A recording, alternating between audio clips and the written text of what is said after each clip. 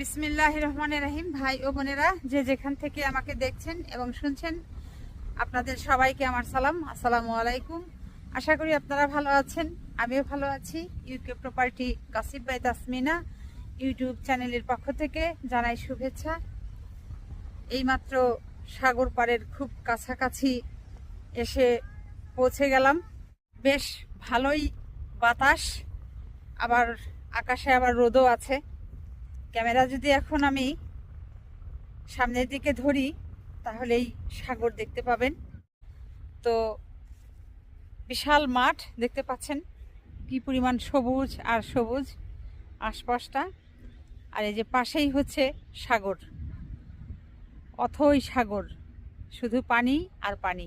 তো যাই হোক, আসলে এখন যে বিষয়টি নিয়ে খুব অল্প কথা বলতে চাচ্ছি সেটা হলো যে বিমান বাংলাদেশ এয়ারলাইন্স গত কয়েক সপ্তাহ আগে আমার এক পরিচিত আত্মীয়, তিনি বাংলাদেশ থেকে লন্ডনে এসেছেন।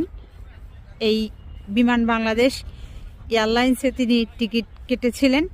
টিকিট কেটে তারপর এসেছেন এবং এই সিলেট ওসমানী বিমানবন্দর থেকে তিনি বিমানে উঠেছেন এবং হিথ্রো পর্যন্ত এই বিমানে আসা অবধি তার এই জার্নিতে যে অভিজ্ঞতা তিনি শেয়ার করলেন, সেটি শুনে আমি অবাক হয়ে গেলাম যে এই এখনও বিমান বাংলাদেশ এয়ারলাইন্সের যদি ব্যবস্থাপনা এইরকম হযবরল হয়ে থাকে, এটা খুব আসলে দুঃখজনক তো বটেই, এটি আসলে লজ্জাজনকও বটে।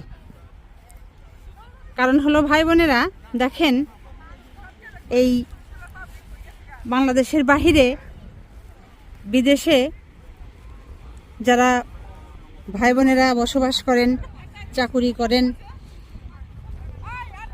বসবাস করেন স্থায়ীভাবে, তারা কিন্তু এই রোজ রোজ বিদেশের বাড়ি থেকে বাংলাদেশে যেতে পারেন না। একটা সময় করে তারপর এখানে আর্থিক সঙ্গতির একটা ব্যাপার আছে, সব কিছু মিলিয়ে ঝিলিয়ে তারপর যেতে হয় এই বিদেশের বাড়ি থেকে বাংলাদেশে। আর যাবার সময় যেটি হয় যে সবাই চিন্তা করে, দেশে যেহেতু যাব সেহেতু আমাদের বাংলাদেশের কোনো এয়ারলাইন্স সেই টিকিটের অর্থটা যদি পায়, তাহলে আমাদের বাংলাদেশের অর্থনীতির যে চাকা আছে সেটি সচল হবে, বাংলাদেশ লাভবান হবে, বাংলাদেশের মানুষ লাভবান হবে। এটি চিন্তা করে অল্প কিছু অর্থ যদি বেশিও লাগে, সেক্ষেত্রে দেখা যায় যে অন্য কোনো এয়ারলাইন্সে টিকিট না কেটে বিমান বাংলাদেশ এয়ারলাইন্সেই টিকিটটা কাটে এবং তারা বাংলাদেশে যান। কিন্তু এই বাংলাদেশে থেকে যখন আবার এই বিদেশের বাড়িতে তারা আসেন, এদের সাথে যে ব্যবহারটা করা হয় এটি অত্যন্ত দুঃখজনক। এই যে গত 18ই জুলাই বিমান বাংলাদেশ এয়ারলাইন্সের ফ্লাইট সিলেট ওসমানী বিমানবন্দর থেকে যখন ছাড়বে, এটি ছাড়ার কথা ছিল সকাল 9টা 35 মিনিটে।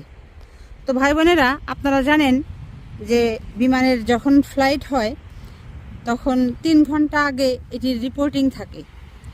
তার মানে এই বিমানবন্দরে, ওসমানী বিমানবন্দরে যারা যাত্রী লন্ডনে আসবেন, তারা নিশ্চয়ই ওখানে পৌঁছেছেন 6:30টার মধ্যে, 3 ঘন্টা আগে। আর তাহলে বাড়ি থেকে রওনা দিয়েছেন কম করে হলেও কেউ ভোর 4টায় 5টায়, যার যেরকম দূরত্বে বাড়ি সে মোতাবেক তিনি কিংবা তারা ওইভাবে রওনা দিয়েছেন।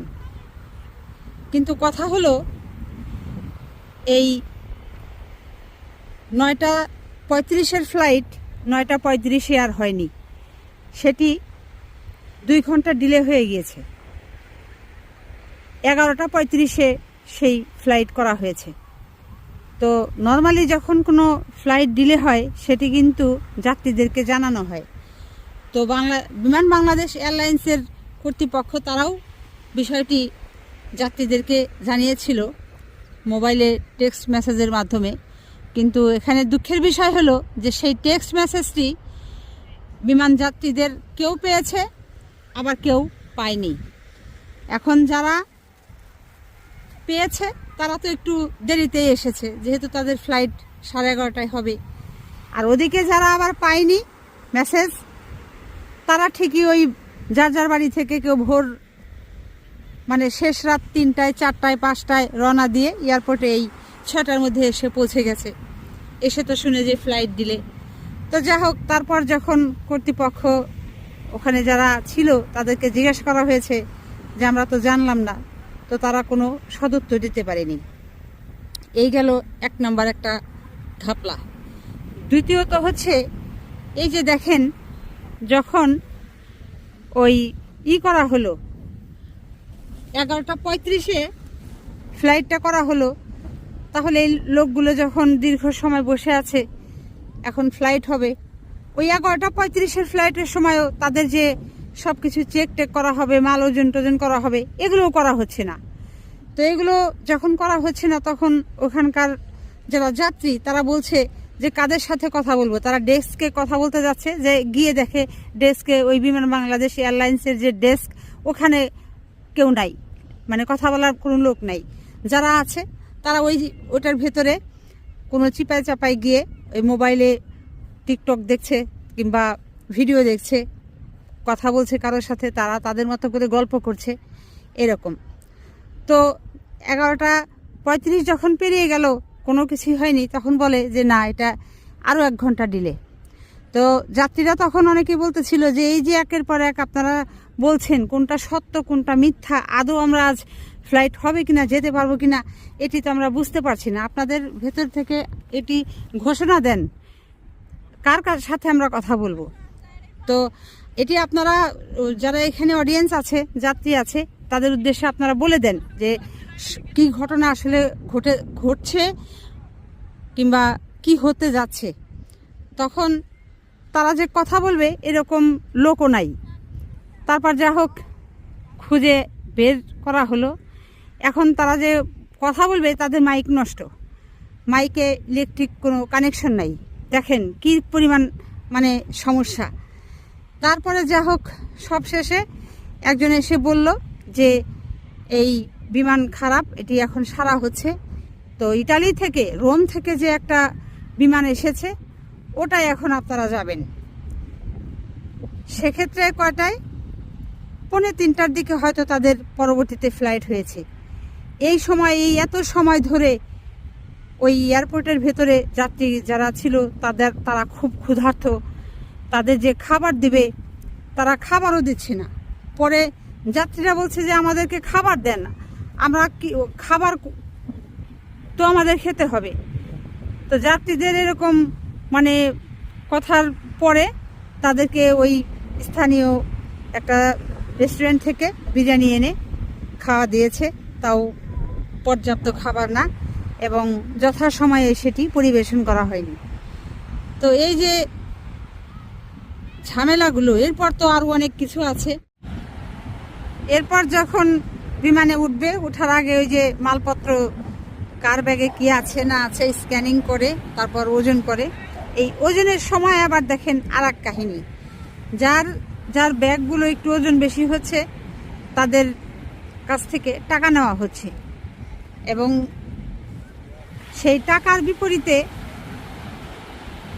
তাদেরকে কোনো মানি রিসিট দেওয়া হচ্ছে না।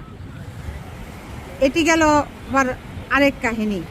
এরপর আরও একটি বিষয় এখানে খুব গুরুত্বপূর্ণ, যে বিষয়টা যে কোনো এয়ারলাইন্স যদি তারা তাদের ত্রুটির কারণে যাত্রীদেরকে দেরি করায় 3 ঘন্টার উপরে, সেক্ষেত্রে কিন্তু তাদেরকে তারা একটা আর্থিকভাবে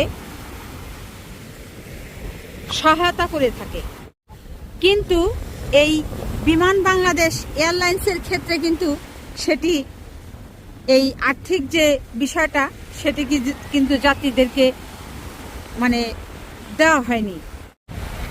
গত 18 জুলাই বাংলাদেশ সময় সকাল 9:35 বিমান বাংলাদেশ এয়ারলাইন্সের ফ্লাইটটি আসলে হওয়ার কথা ছিল, কিন্তু সেই ফ্লাইটটি ডিলে হতে হতে সর্বশেষ বাংলাদেশ সময় বিকেল 3টার কয়েক মিনিট আগে ফ্লাই করলো। তো সেক্ষেত্রে কত ঘন্টা? প্রায় 5 ঘন্টারও অধিক সময় ধরে এই যাত্রীদেরকে কষ্ট করতে হলো। তো সেক্ষেত্রে কিন্তু তাদেরকে কোনো অর্থ দেওয়া হয়নি। তো এটি কেন দেওয়া হলো না? তো যা হোক, যারা এই বাংলাদেশকে ভালোবাসেন, মাতৃভূমিকে ভালোবাসেন, ভালোবেসেই এই বিমান বাংলাদেশ এয়ারলাইন্সের টিকিট কেটে আপনারা আসলে এই বিমান বাংলাদেশ এয়ারলাইন্সে উঠেন, কিন্তু সেখানে গিয়ে যদি এরকম জনগণকে, যাত্রীদেরকে ভোগান্তির ভেতরে পড়তে হয় তাহলে এটা খুব দুঃখজনক। আশা করি আগামীতে যে ভুল ভ্রান্তিগুলো আছে, উদাসীনতা আছে, এই জিনিসগুলো অবশ্যই বিমান বাংলাদেশ এয়ারলাইন্সের যারা কর্তৃপক্ষ আছেন বিষয়টি নজরে নেবেন এবং এগুলো আপনারা সঠিকভাবে যাত্রীদেরকে সেবা দেবার চেষ্টা করবেন। যা হোক ভাই বোনেরা, সবাই ভালো থাকবেন, সুস্থ থাকবেন এবং আমার জন্য দোয়া করবেন। আমার এই চ্যানেলটিতে লাইক, কমেন্ট, শেয়ার এবং সাবস্ক্রাইব করবেন। আসসালামু আলাইকুম, আল্লাহ হাফেজ।